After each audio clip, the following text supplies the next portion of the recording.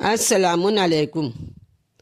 آج میں آپ کے سامنے مولا مشکل کشا کی ذوالفقار کا نازل ہونا، حیدر کرار کی ذوالفقار کا آسمان سے نازل ہونا اور جنگ خیبر کی غنیمت سے مسلمانوں کا مالدار اور غنی ہو جانا اور کریم سخی بخیل لئیم کی وضاحت۔ تو آپ میرے ساتھ آخر تک بنے رہیے گا۔ شروع کرتی ہوں میں کہ اللہ تعالیٰ نے اکثر چیزیں زمین سے پیدا کی ہیں اور چند چیزیں جو ہیں وہ آسمان سے بھی نازل فرمائی ہیں۔ تو تمام چیزیں نہ زمین سے پیدا ہوئی ہیں اور نہ تمام چیزیں آسمان سے قدرت نے نازل کی ہیں۔ اب قرآن کی آیت سنیے کہ وَأَنزَلَ مِنَ السَّمَاءِ مَاءً پارہ 13 رکوع 8 میں اللہ تعالیٰ فرماتا ہے کہ ہم نے پانی کو آسمان سے نازل کیا ہے۔ اور اِنَّا أَنزَلْنَا فِي لَيْلَةِ الْقَدْرِ پارہ 30 میں اللہ تعالیٰ فرماتا ہے کہ تحقیق قرآن مجید کو ہم نے شب قدر میں نازل فرمایا ہے۔ تو معلوم ہوا کہ قرآن پاک زمین سے پیدا نہیں ہوا بلکہ آسمان سے نازل ہوا ہے۔ تو ان چند اشیاء میں سے جو قدرت نے آسمان سے نازل فرمائی ہیں ان میں سے ایک خاص لوہا بھی ہے۔ وَأَنزَلْنَا الْحَدِيدَ فِيهِ بَأْسٌ شَدِيدٌ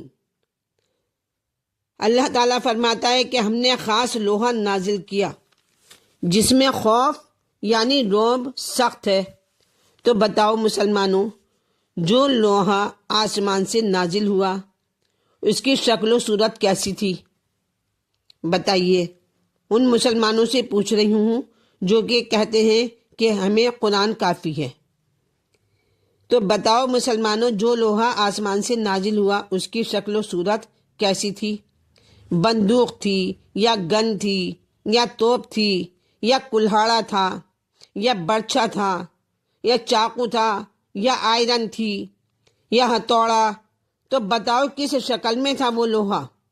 جو لوہا آسمان سے نازل ہوا تو ہرگز نہ بتا سکیں گے۔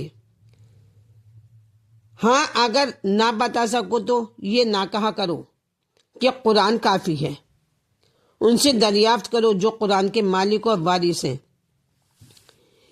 تو منقول ہے کہ جب جنگ بدر کے روز تاجدار رسالت کے ایک صحابی جناب عکاشہ بن محض کی تلوار ٹوٹ گئی تھی تو وہ نبی اکرم محمد صلی اللہ علیہ وسلم کی خدمت اقدس میں حاضر ہو کر عرض پرواز ہوئے کہ یا رسول اللہ، میری تلوار ٹوٹ گئی ہے۔ محمد صلی اللہ علیہ وسلم نے ایک لکڑی کو اٹھایا، ادھر لکڑی کا دست نبوت میں بس آنا ہی تھا کہ تلوار بن گئی۔ اللہ اکبر! کہ رسول اللہ کے ہاتھ میں آنے حضرت کے ہاتھ میں اس لکڑی کا آنا تھا کہ تلوار بن گئی۔ اس تلوار کو آنے حضرت نے عکاشہ کے حوالے کیا اور انہوں نے جنگ جاری رکھا۔ عکاشہ نے جنگ کو جاری رکھا، مگر جب جنگ احد میں حضرت علی کی تلوار ٹوٹی، کیونکہ جناب امیر علیہ السلام نے 9 مرتبہ جناب حیدر کرار نے اس تلوار کو 9 مرتبہ ٹیڑھا ہونے پر سیدھا فرمایا تھا، آخر میں وہ ٹوٹ ہی گئی۔ بس تلوار کو پھینک کر حضور سے آ کر عرض کی حیدر کرار نے، یا رسول اللہ، ہتھیار نے ساتھ چھوڑ دیا ہے، مولا میری تلوار ٹوٹ گئی۔ تو محمد صلی اللہ علیہ وسلم یعنی آنے حضرت کی اپنی کمر میں، رسول خدا کی اپنی کمر میں 2 تلواریں تھیں۔ نہ رسول خدا نے اپنی کمر سے تلوار نکال کر عطا فرمائی اور نہ ہی معجزے سے تلوار بنا کر عنایت فرمائی حیدر کرار کو۔ بس ادھر میدان کی حالت ناگفتہ بار تھی کہ جس سے بھاگ جانا بھی بہادری کی دلیل بن رہا تھا۔ تھوڑی دیر تو جناب جناب حیدر کرار خاموش رہے۔ علی مشکل کشا تھوڑی دیر تو خاموش رہے، یہاں تک کہ آسمان سے جبرائیل تلوار لے کر حاضر ہوئے اور حضرت امیر المومنین کو ادھر سے قدرت نے ذوالفقار بھیجی اور مولا علی نے جنگ جاری رکھا۔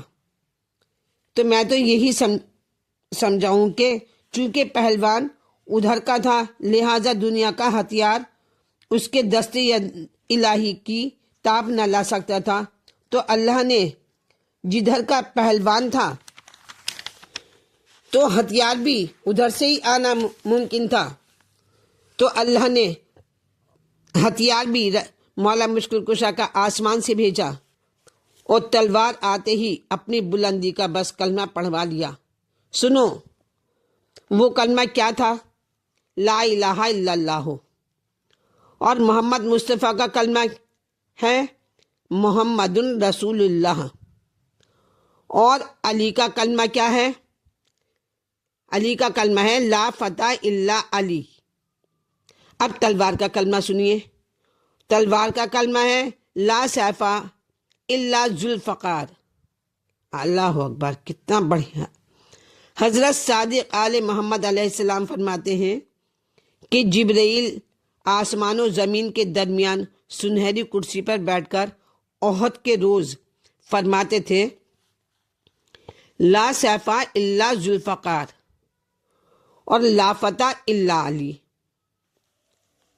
اب جنگ احد میں ذوالفقار نازل ہوئی تو جنگ کے خاتمے کے بعد کسی نے عرض کی یا رسول اللہ، یہ تو ہمارے اوپر اللہ تعالیٰ کا ہی احسان ہے کہ اس نے ذوالفقار کو جلدی نازل فرما دیا۔ اگر چند لمحہ ذوالفقار نہ آتی تو یہ مشرقین تو ہمیں تعاقب کر کے مدینے میں بھی نہ چھوڑتے۔ تو محمد صلی اللہ علیہ وسلم نے فرمایا اے لوگو، اصحابی اور علی میں یہی تو فرق ہوتا ہے کہ جو بتلانا مقصود تھا کہ صحابی کی آخری منزل ہے کہ وہ محمد سے پاتے ہیں، جو صحابی ہوتے ہیں ان کی منزل یہ ہے کہ وہ محمد سے پاتے ہیں، اور علی کا یہ وقار ہے کہ خدا تعالیٰ سے منگواتے ہیں۔ اللہ اکبر۔ سن 1965 کی جنگ میں کسی بھائی نے 2 شعر لکھے ہیں جن کو بے معرفت لوگوں نے بھی پڑھے، لوگوں نے بھی بڑے اہتمام سے مجالس میں پڑھنا شروع کیا ہے، اور وہ اشعار میں آپ کے سامنے پڑھ رہی ہوں۔ وہ اشعار یہ تھے کہ ہر سپاہی لڑ رہا تھا شان حیدر کی طرح، ہر سپاہی لڑ رہا تھا شان حیدر کی طرح، ٹینک اڑتے تھے ہوا میں باب خیبر کی طرح، ہر سپاہی لڑ رہا تھا شان حیدر کی طرح، اور ٹینک اڑتے تھے ہوا میں باب خیبر کی طرح۔ توپ کے دہانے سے آتی یہ صدا تھی بار بار، توپ کے دہانے سے آتی یہ صدا تھی بار بار، لا فتح الا علی، لا سیف الا ذوالفقار۔ کیا کہنے ہیں؟ اس کا جواب خوب تحریر فرمایا ہے کس نے؟ تصدق حسین صاحب فرماتے ہیں، ان شعروں کا جواب فرماتے ہیں، ربائی سنیے۔ مر گئی دنیا علی بننے کی جھوٹی آس میں، مر گئی دنیا علی بننے کی جھوٹی آس میں، اب فرق ہے کچھ سورہ توحید اور والناس میں، فرق ہے کچھ سورہ توحید اور والناس میں، مر گئی دنیا علی بننے کی جھوٹی آس میں۔ اور حیدر کرار سے تشبیہ دینا ہے گناہ، حیدر کرار سے تشبیہ دینا ہے گناہ، ہاں جھلکتی شان حیدر کی فقط عباس میں، ہاں جھلکتی شان حیدر کی فقط عباس میں، مر گئی دنیا علی بننے کی جھوٹی آس میں۔ جب الحدید یعنی خاص لوہا، الحدید کے معنی لوہا یعنی خاص لوہا जो आसमान से नाजिल हुआ वो तो जुल्फ़कार साबित हो गया। और अब पूरी आयत की तशरीह व तफसीर बिल्कुल आसान हो गई। आगे है फ़ीह बासुन शदीदुन व मनाफ़िउ लिन्नास, यानी जुल्फ़कार हैदरी में रौब है, रौब, और इंसानों के लिए फ़ायदे भी हैं। यानी जुल्फ़कार हैदरी में रौब है और इंसानों के लिए फ़ायदे हैं। रौब तो यह है कि अली का नाम ही मैदान की जीनत है। अली का नाम ही मैदान की जीनत है। और हैदर कर्रार के नारे में ये तासीर है कि अपने बेगाने उसे फतह की दलील समझते हैं। इसके बारे में एक रिवाई और मैं आपके सामने पेश कर रही हूँ, समाअत फरमाएं।